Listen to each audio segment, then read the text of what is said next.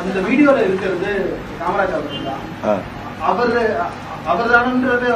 இல்ல அவர் சொல்லிட்டாரு, நான் அது மாதிரி ஒரு வீடியோவே எடுக்கப்படல, அது மேபி அது ஒரிஜினல் கொடுக்கட்டும், அதுக்கப்புறம் தானே காமராஜா ஏன்னு தெரியும் நம்மளுக்கு.